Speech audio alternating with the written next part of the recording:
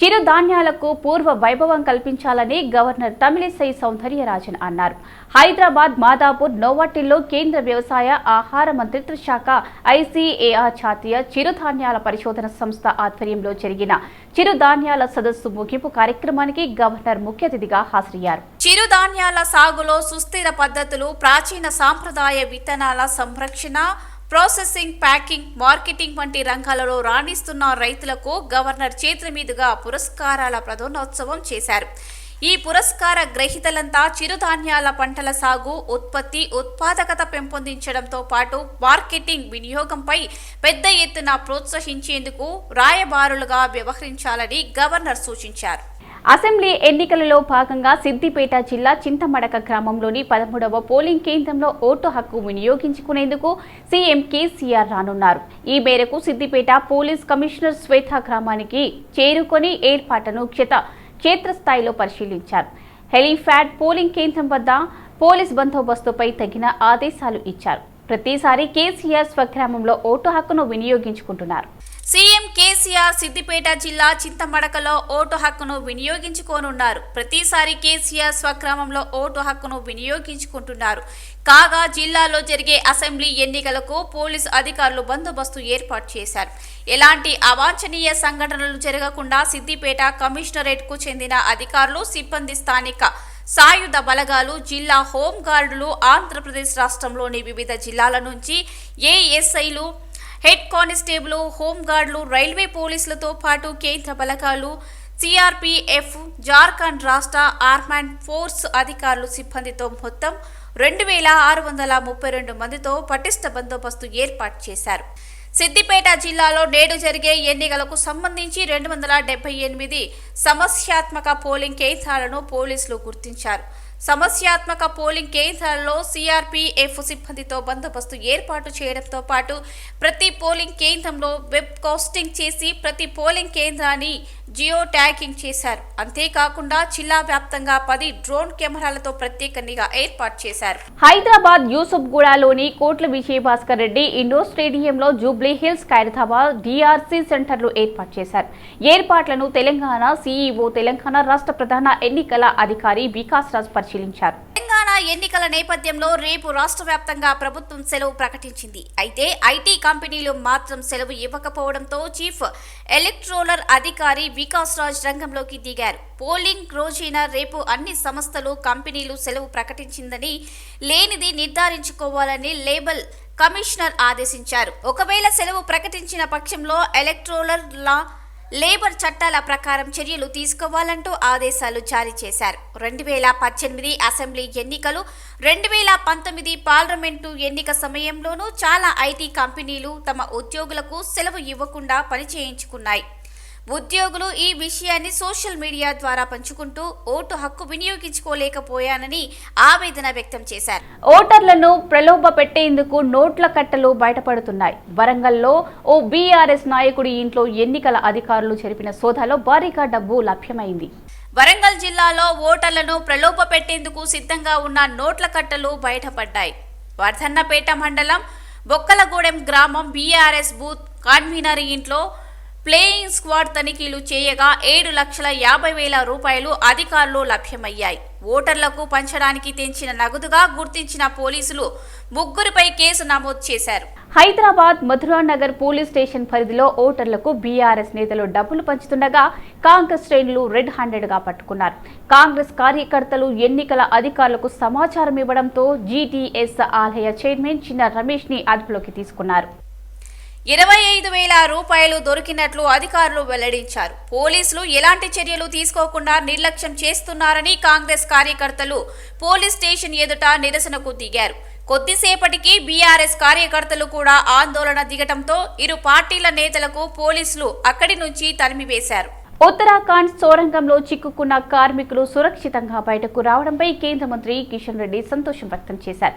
ప్రజలు ఎంతో ఉత్కంఠంగా ఎదురు చూసిన 41 మంది కార్మికులు అమ్మవారి ఆశీస్సులతో సురక్షితంగా బయటపడ్డారని కిషన్ రెడ్డి తెలిపారు. 4 రాష్ట్రాల ఎన్నికలు అయిపోయాయని, తెలంగాణలో రేపు ఎన్నికల ప్రశాంతంగా జరగాలని, ప్రజలెవరూ డబ్బులు సహా ఇతర ప్రలోభాలకు లోను కాకుండా రాజ్యాంగం కల్పించిన ఓటు హక్కును స్వేచ్ఛగా వినియోగించుకోవాలని కోరారు.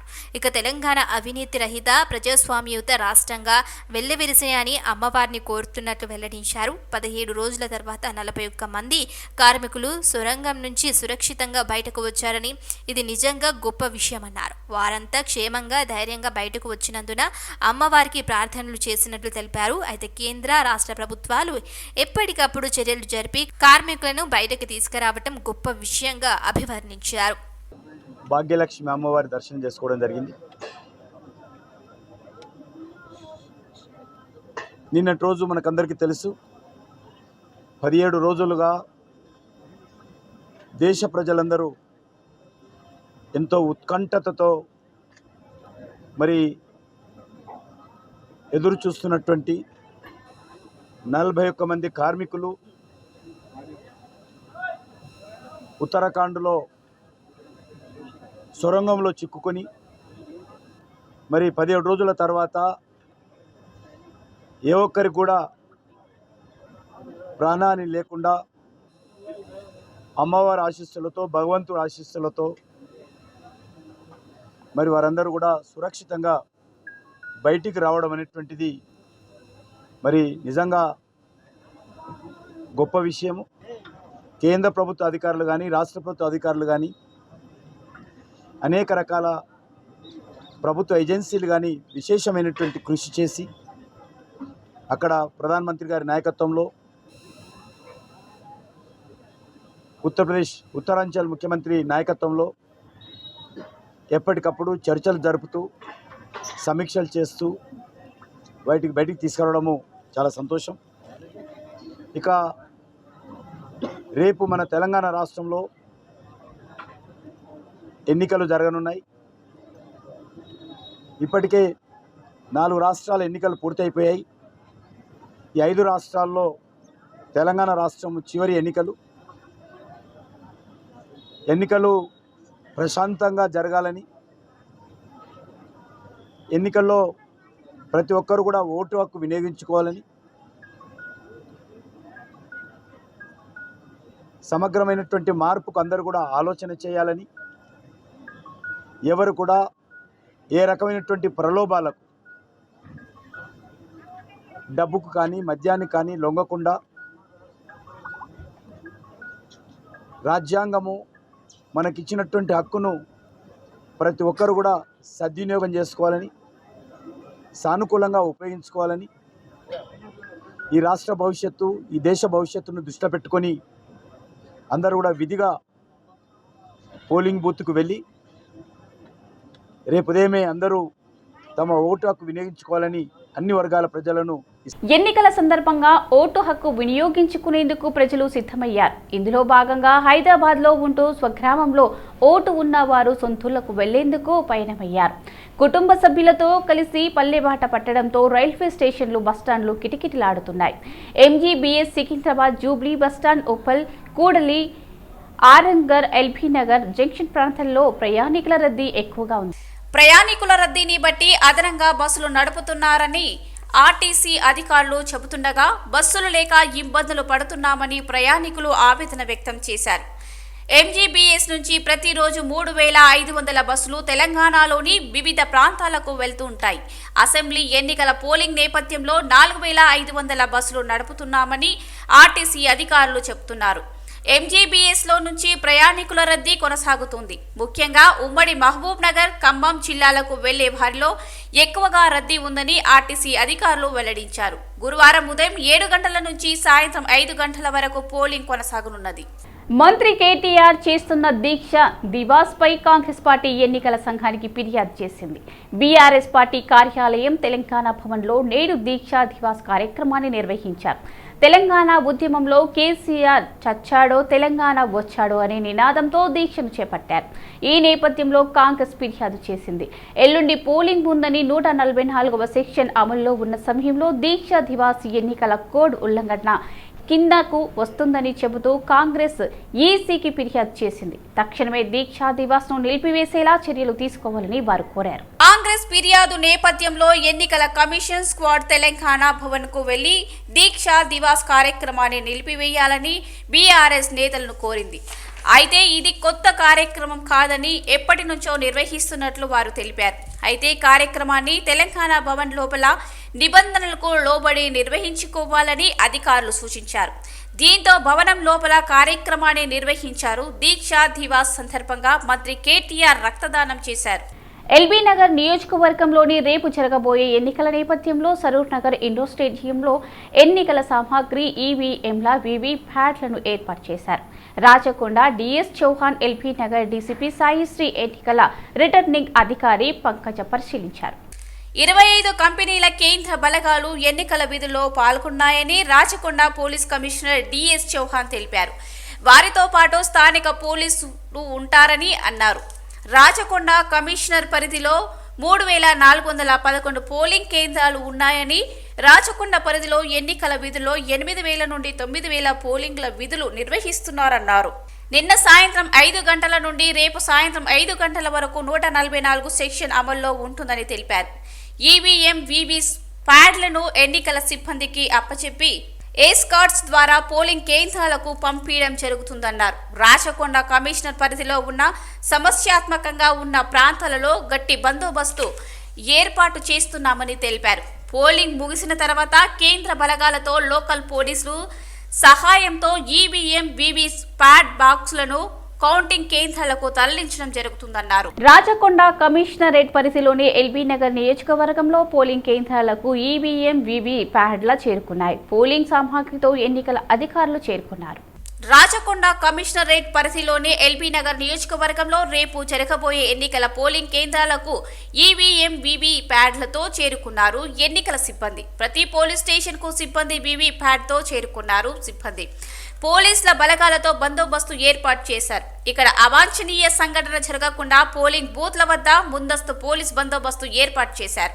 తెలంగాణ అసెంబ్లీ ఎన్నికల పోలింగ్ వేళ అధికార పార్టీ దాదాపు అన్ని సెగ్మెంట్లలో ప్రలోభాలకు తెరలేపింది.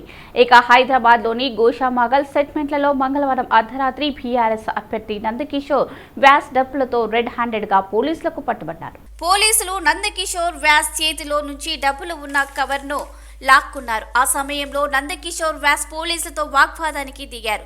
పోలీసులు ఆయన్ను పెట్రోలింగ్ వాహనంలో అరెస్టు చేసి తీసుకెళ్లారు. ఇక ప్రస్తుతం నందకిషోర్ వ్యాస్ చేతిలోంచి పోలీసులు డబ్బులు లాక్కుంటున్న వీడియో సోషల్ మీడియాలో వైరల్ అవుతుంది. రంగారెడ్డి జిల్లా రాజేంద్రనగర్ నియోజకవర్గంలో రేపు జరిగే పోలింగ్ కి సంబంధించి అన్ని ఏర్పాట్లు చేశారు అధికారులు.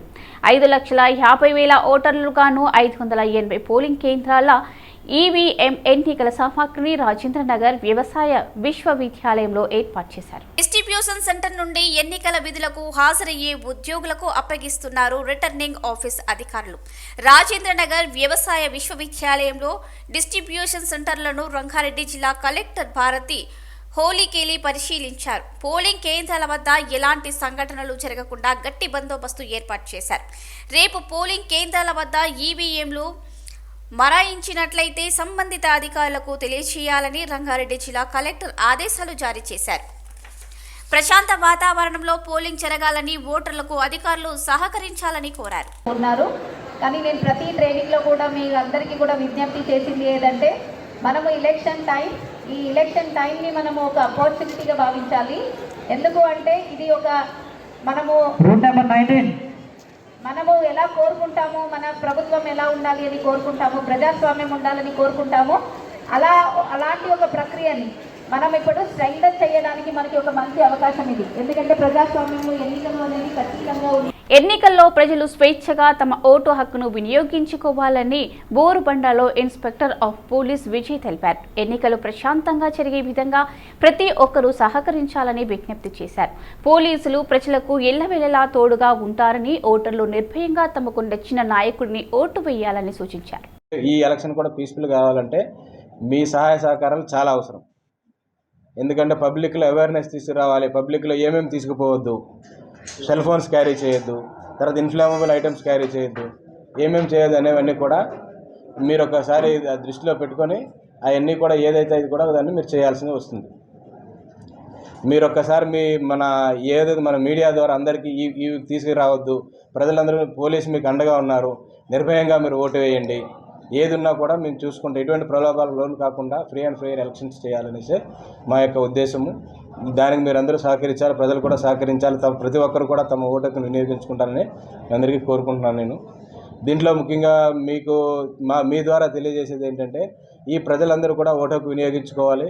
ఓటుకు వినియోగించుకున్న సమయంలో కొన్ని ఐటమ్స్ ఏవైతే కొన్ని ఇన్ఫ్లమబుల్ ఐటమ్స్ కానీ తీసుకెళ్ళిన ఐటమ్స్ కూడా ఏవి కూడా పోలింగ్ కేంద్రాల్లో తీసుకెళ్ళవద్దు. ముఖ్యంగా సెల్ ఫోన్స్ ఏవి కూడా తీసుకురావద్దు. కాబట్టి మీరందరూ కూడా మాకు అందరికీ చేసి మీడియా ద్వారా ఏవైతే తీసుకెళ్ళొద్దో పోలింగ్ బూత్లో తీసుకుపోవద్దు. తర్వాత అందరూ కూడా ఫ్రీగా ఫెయిర్గా ఓటుకు వినియోగించుకోవాలని కోరుతున్నాం. మా పోలీస్ వారికి అందరికీ కూడా సహకరించాలని కోరుతున్నాం. ముఖ్యంగా అవుట్ సైడర్స్ ఎవరైనా ఉంటే మన ఏరియాలో వాళ్ళందరూ కూడా మనకు ఎలక్షన్ నిబంధనల ప్రకారం మన ఏరియాలో ఉండొద్దు. వాళ్ళు ఎవరైతే నాన్ లోకల్ ఓటర్స్ ఎవరున్నా కూడా ఇమీడియట్గా వాళ్ళు సొంత ప్రదేశాలకు వెళ్లాలని కోరుచున్నాము. రేపు జరగబోయే కూకట్పల్లి అసెంబ్లీ ఎన్నికలకు అధికారులు సర్వం సిద్ధం చేశారు. నియోజకవర్గానికి సంబంధించిన ఈవీఎంల డిస్ట్రిబ్యూషన్ ను అధికారులు మొదలుపెట్టారు. కూకట్పల్లి జేఎన్టీయూ యూనివర్సిటీలో పోలింగ్ సిబ్బందికి కావలసిన సామగ్రిని ఏర్పాటు చేశామని ఎన్నికల అధికారి శ్యామ్ ప్రకాష్ వెల్లడించారు. సాయంత్రం వరకు అన్ని పోలింగ్ స్టేషన్లో ఏర్పాట్లు అన్ని పూర్తి చేసి ఉదయం నుండి ప్రజలందరూ ఓటు హక్కును వినియోగించుకునేలా చేస్తామని తెలిపారు. అయితే నియోజకవర్గ వ్యాప్తంగా 418 పోలింగ్ బూత్లను ఏర్పాటు చేయడం జరిగిందన్నారు. ప్రతి పోలింగ్ బూత్లలో వెబ్ కాస్టింగ్ ద్వారా ఎప్పటికప్పుడు ఓటింగ్ సర్లేని పరిశీలించనున్నారు. 232 సమస్యాత్మక ప్రాంతాలలో పాటు 95 అతి సమస్యాత్మక ప్రాంతాల్లో ఇప్పటికే అధికారులు గుర్తించి అక్కడ పటిష్ట బందోబస్తు ఏర్పాటు చేస్తున్నారు. నియోజకవర్గ వ్యాప్తంగా 93 పోలింగ్ కేంద్రాలను సైతం ఏర్పాటు చేశారు. ఇక నియోజకవర్గంలో జరుగుతున్న ఎన్నికల విధుల్లో 2009 మంది పోలింగ్ సిబ్బంది విధులు నిర్వహిస్తున్నారు. ప్రతి పోలింగ్ బూత్ లో 5 సిబ్బందిని ఏర్పాటు చేశారు. అయితే ఎన్నికలలో నియోజకవర్గంగా 24 మంది అభ్యర్థులు పోటీలో ఉండనున్నట్లు అధికారులు తెలిపారు. కూకట్పల్లి శాసనసభ నియోజకవర్గ ఎన్నికకు సంబంధించి పోలింగ్ సిబ్బందికి ఈరోజు మెటీరియల్ ఈవీఎంతో సహా ఇవ్వడం జరుగుతుంది. దానికోసం అన్ని ఏర్పాట్లు చేయడం జరిగింది. వారికి భోజన వసతులు, త్రాగునీటి సదుపాయము, అన్ని సౌకర్యాలు కూడా కల్పించడం జరిగింది. ఈ మెటీరియల్ ఇచ్చిన తర్వాత మనము ఎస్కార్ట్ సహాయంతో పోలీస్ సహాయంతో బస్ సౌకర్యం కూడా పోలింగ్ స్టేషన్లకు ఏర్పాటు చేయడం జరిగింది. పోలింగ్ స్టేషన్లో కూడా కనీస వసతులు అన్నీ కూడా ఏర్పాటు చేయడం జరిగింది. ఎటువంటి ఇబ్బందులు లేకుండా పోలింగ్ సిబ్బంది సక్రమంగా ఎన్నికల్లో పాల్గొనేటట్లు వాళ్ళందరికీ కూడా శిక్షణ కార్యక్రమాలు నిర్వహించడం జరిగింది. ఎవరైనా ఆబ్సెంటీ ఉన్నప్పుడు కూడా అదనముగా రిజర్వ్ పోలింగ్ సిబ్బంది కూడా వచ్చి ఉన్నారు. వాళ్ళ స్థానంలో రిజర్వ్ వాళ్ళకు కేటాయించి ఎన్నికలు సక్రమంగా జరిగేటట్టు అన్ని ఏర్పాట్లు చేయించడం జరిగింది. లంచ్ అరేంజ్మెంట్ చేశాము. లంచ్ చేసుకున్న తర్వాత వీళ్ళు ఈవీఎంస్ అన్ని తీసేసుకొని వాళ్ళు వెళ్ళడం జరుగుతుంది పోలీస్ ఎస్కార్ట్తో. లంచ్ డిస్ట్రిబ్యూట్ చేస్తాము. లంచ్ తర్వాత వాళ్ళు వెళ్ళవలసి ఉంటుంది. ఏర్పాట్లన్నీ కూడా సక్రమంగా పూర్తి చేశాము. ఎటువంటి ఇబ్బంది లేకుండా పోలింగ్ ఆఫీసర్స్ వాళ్ళకు రక్షణ కూడా పోలీస్ ఎస్కార్ట్తో కూడా రక్షణ ఏర్పాటు చేయడం జరిగింది. ఆల్ పోలింగ్ స్టేషన్లో కూడా పోలీస్ రక్షణ ఏర్పాటు చేయడం జరిగింది. మనకు పరిధిలో ఎన్ని పోలింగ్ బూత్స్ ఉన్నాయి సార్? మొత్తం మనకు 418 పోలింగ్ స్టేషన్లు ఉన్నాయి. అన్ని పోలింగ్ స్టేషన్లో కూడా అన్ని సౌకర్యాలు ఏర్పాటు చేయడం జరిగింది. ఎక్కడైనా సమస్యాత్మక పోలింగ్ స్టేషన్లో ఉన్న దాంట్లో ప్రత్యేకంగా వెబ్ కాస్టింగ్ చేయడం జరుగుతుంది. మరి మైక్రో అబ్జర్వర్లను నియమించడం జరిగింది. అటువంటి ప్రాంతాల్లో అదనంగా పోలీస్ బలగాలను కూడా నియమించడం జరిగింది. రేషన్ కార్డు లబ్ధిదారులకు కేంద్రం శుభవార్త చెప్పింది. ప్రధానమంత్రి గరీబ్ కళ్యాణ్ అన్న యోజన పథకాన్ని పొడిగిస్తూ కేంద్ర కేబినెట్ నిర్ణయం తీసుకుంది. దీంతో ఈ పథకం కింద 81 కోట్ల మంది రేషన్ కార్డుదారులకు మరో 5 ఏళ్ల రేషన్ ఉచితంగా అందించనుంది. ఇటీవల ఛత్తీస్గఢ్ ఎన్నికల ప్రచారంలో ప్రధాని మోదీ ఈ ఏడాది డిసెంబర్ 31తో ముగియనున్న పీఎంజీకేఏవై పథకాన్ని మరో 5 ఏళ్ల పాటు పొడిగిస్తామని స్వయంగా ప్రకటించారు. ఈ కార్యక్రమంలోనే తాజాగా కేంద్ర కేబినెట్ దీనికి ఆమోదం తెలిపింది. కేబినెట్ నిర్ణయాలపై మీడియా సమావేశంలో కేంద్ర మంత్రి అనురాగ్ ఠాకూర్ వెల్లడించారు. కోవిడ్-19 మహమ్మారి విజృంభిస్తున్న సమయంలో కేంద్రం పేదలకు అండగా నిలుస్తూ PMGKAY పథకాన్ని ఏప్రిల్ 2020లో ప్రారంభించింది. ఈ స్కీమ్లో జాతీయ ఆహార భద్రతా చట్టం పరిధిలోకి వచ్చే ప్రజలకు ఉచిత రేషన్ను 3 నెలల పాటు అందించింది. ఆ తర్వాత పొడిగిస్తూ వచ్చింది. ఈ డిసెంబర్ 31తో ఈ పథకం వ్యవధి ముగియనుండగా తాజాగా దీన్ని పెంచుతూ నిర్ణయం తీసుకుంది.